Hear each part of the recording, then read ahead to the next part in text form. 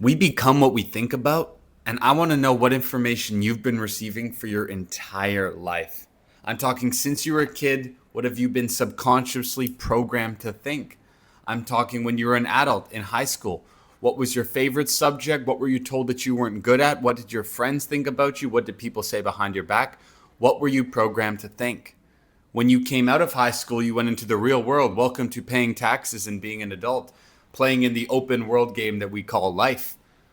What did people treat you like on the street? Did you ever get pulled over by an officer and have a bad experience? What type of books have you read? What type of social media content do you consume? How much time do you spend listening and watching Netflix? And what type of messaging is in those films? Do you understand what I'm trying to say here? This accumulation of knowledge and information that you've put together over your entire life up until this point is all programmed into your subconscious mind, whether you like it or not. Let's just think about it this way. Our conscious mind over here is exactly what the logical part of our brain is. That's the one that makes our decisions. Truthfully, the conscious mind says, yes, I want to do that, or no, I do not want to do that. But that side of your brain is really only in control, depending on the person, between 10 to maybe 20%. The other 90 to 80% of control is owned by your subconscious mind. Now, when you think about it this way, based around how you view the world, what information really gets to you, how good of control do you have over your feelings when you hear something that's jarring or upsetting or disturbing or saddening? How do you feel when somebody confronts you with a belief that you don't agree with? What do you think of when you watch a movie and you get impacted by the emotional storyline and how it relates to what you've been through in your own life? Any sort of example possible. All that information that you've processed unconsciously is still being stored up here, and it's causing you to act, react, and live your life in a very specific way, whether you actually like it or want to or not. Now, our job is to try to reprogram that. Our job is to try to get ahead of the curve, ahead of the bad news before it reaches us, and put ourselves in a state of not ignoring these things that shouldn't be ignored online in terms of violent acts of hate or people around the world that you cherish passing away and moving on and honoring them, or family members parting ways with you, or past relationships going AWOL and people going their separate directions, but you move on with your life.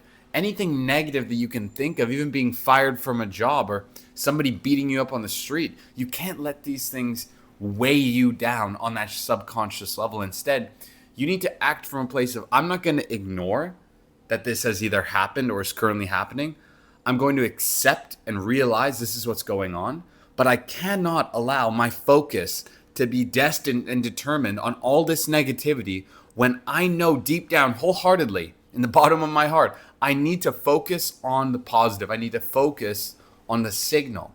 I need to focus on the things that are driving my needle forward closer to my goal every single day. So I'm going to acknowledge the negativity. I realize it's there. I can hear the people screaming outside, fighting on the sidewalk, but I'm going to focus on what I'm in control of.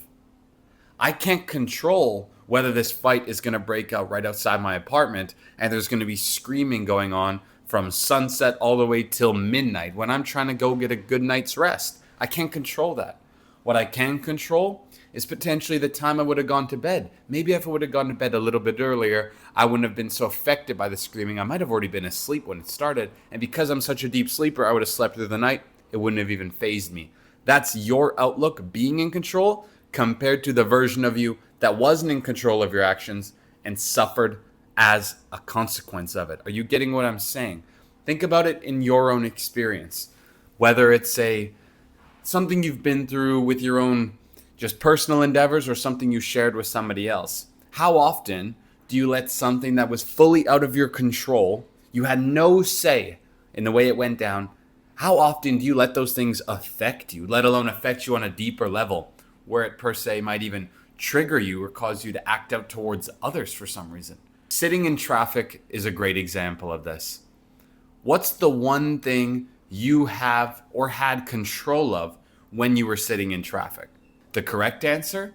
The only thing that you had control of when you're sitting in that boatload of traffic going nowhere, about to be 15 minutes late to your destination was the time in which you left beforehand. That's what you were in control of. Everything else that derived and happened as a result of you leaving later than expected or leaving not when you intended to is now completely out of your control, and you're leaving your fate up to chance.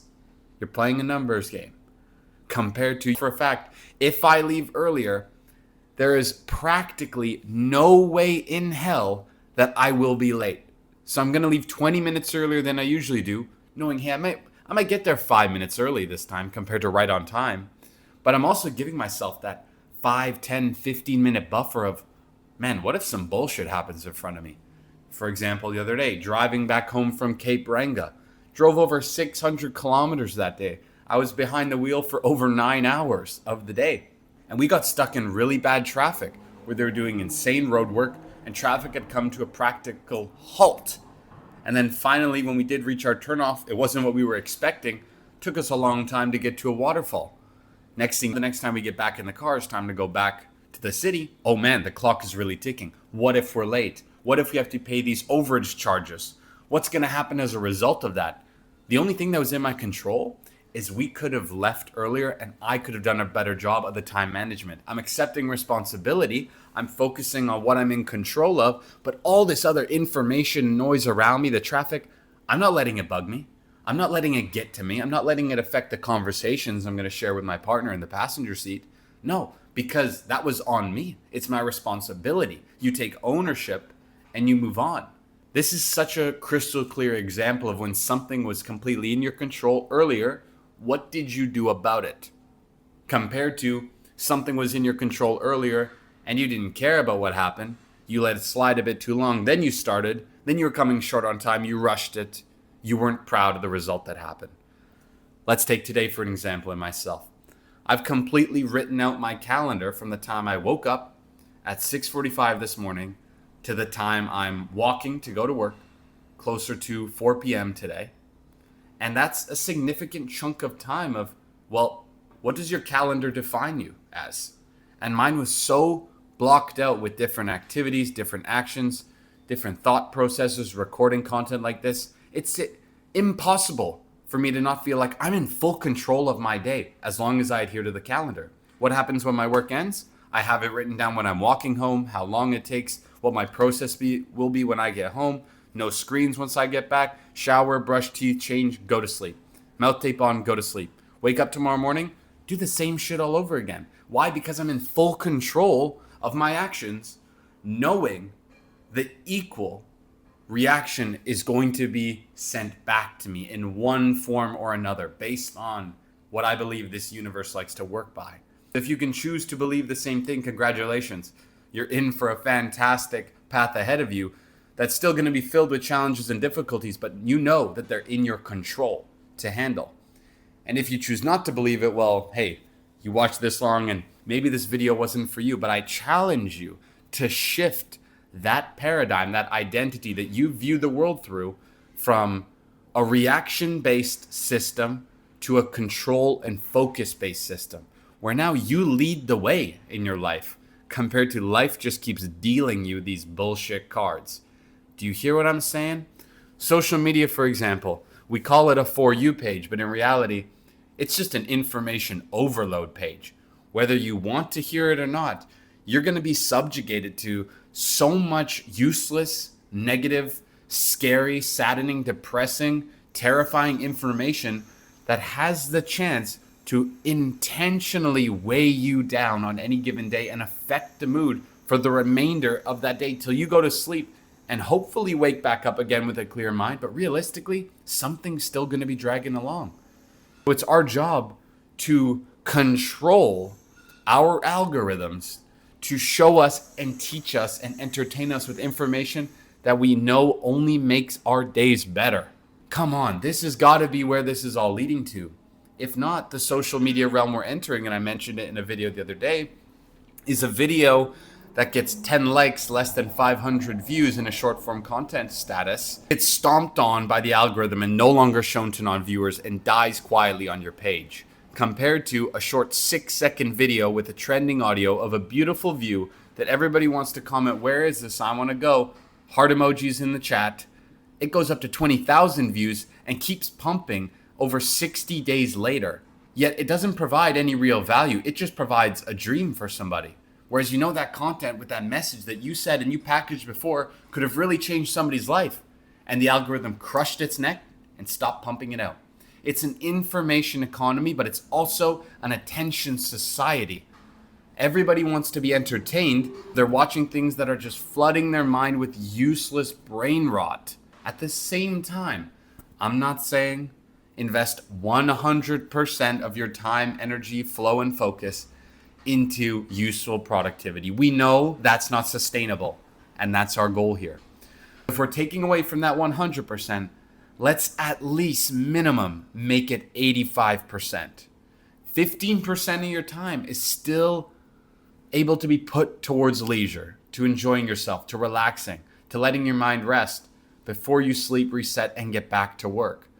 But do not allow that leisure time to start getting anywhere near 75, 60, 55, 50% of your focus flow compared to things you're in control of, compared to information and mindless scrolling.